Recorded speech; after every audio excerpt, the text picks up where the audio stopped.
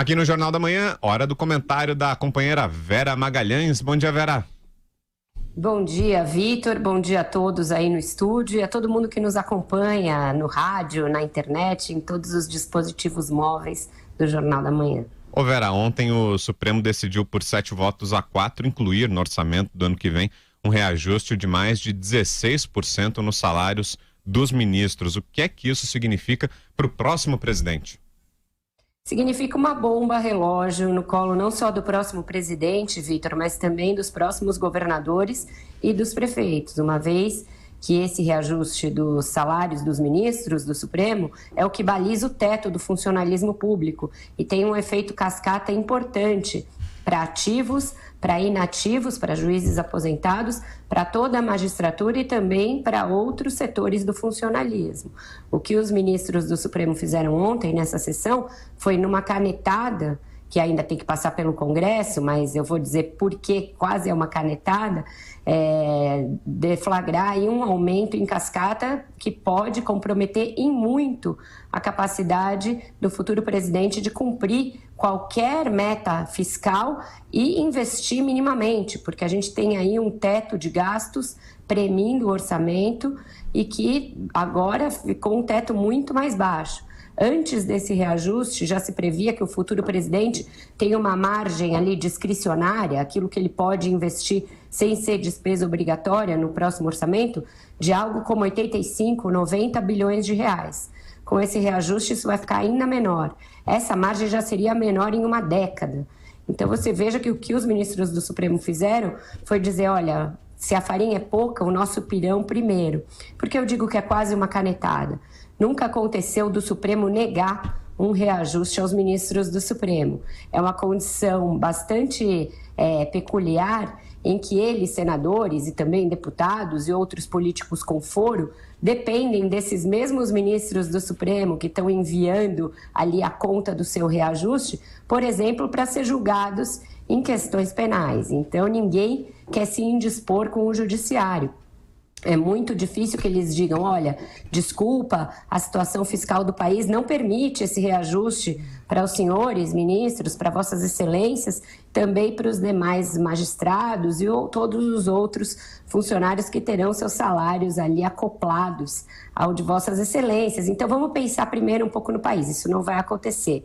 O que poderia acontecer, mas também é muito difícil, era o Senado, num ato ali de grandeza e pensamento no orçamento público, começar a discutir os outros benefícios que os magistrados têm, né? Auxílio moradia e outros tantos auxílios, que os senhores ministros do Supremo não tiveram a mesma pressa de discutir nessa sessão de ontem, em que por 7-4 legaram ao país aí o seu reajuste. As justificativas são aquelas que mostram que não tem espírito público nenhum. Vitor, veja que o ministro Lewandowski, por exemplo, chegou a dizer que magistrados aposentados vivem uma situação de penúria. É muito absurdo você falar em penúria para servidores que têm direito a uma aposentadoria integral, quando a gente vê aí a realidade para a maioria dos aposentados brasileiros. É muito descolamento da realidade. Pois é, bom dia, Vera. A Constituição de 88 se submeteu, não, anexou a estrutura administrativa, o salário de todo o funcionalismo ao do Supremo Tribunal Federal. Então, essa canetada, na verdade, aumentou o custo de toda a administração pública. Agora, e para a nação? Que mensagem dá o Supremo Tribunal, Vera? Josival, eu sei que você é um amante do Supremo Tribunal Federal e do seu papel como corte constitucional, assim como eu também sou. Eu acho que a importância do Supremo, a importância da separação de poderes é total para o arcabouço aí da democracia, para as liberdades, etc. Mas de uns tempos para cá, a meu ver, o Supremo já vinha passando uma grave mensagem de insegurança jurídica para o país, principalmente no tocante às questões penais, aquelas questões que ele tem de arbitrar ou que ele tem de aplicar, né, nos casos que lhe cabem ali, por exemplo, na Lava Jato. Decisões contraditórias entre as turmas e o plenário, decisões de plenário que não são cumpridas em outras instâncias, decisões que não são tornadas definitivas, que ficam dependendo ali de habeas corpus, dependendo de decisões provisórias, etc.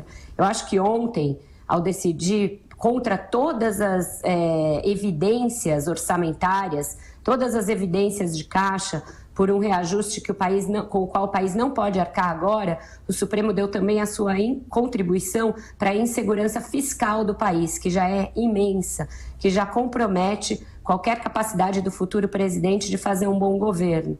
Eu acho que isso não é plausível, isso não é razoável.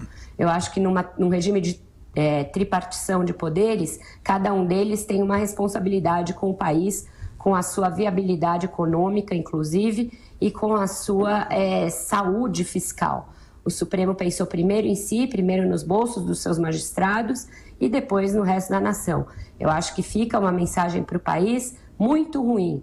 Um Supremo que já não contribuía para a segurança jurídica, não contribuía para a sensação, por exemplo, de que a justiça é a mesma para todos, agora passa uma sensação de que a economia também não é a mesma para todos, que existe uma casta de privilegiados na qual se tem de pensar primeiro e depois no resto da patuleia. Isso é muito lamentável e é muito lamentável às vésperas de uma eleição que já nos traz tanta insegurança, tanta incerteza, quanto à capacidade do futuro presidente de gerir as contas públicas. Trata-se de uma capacidade básica ali, de pagar as contas no final do mês, no final do ano. O Supremo acabou de espetar uma conta bem mais salgada ali para o futuro presidente e para todos nós pagarmos. A propósito, um dia eu gostaria de saber da sua conta de telefone, porque você fala com todo mundo no Hoje à tarde estarei junto com você ouvindo o 3 em 1. Bom dia para você. Tá bom. Um bom Jornal da Manhã para todos vocês e até mais tarde.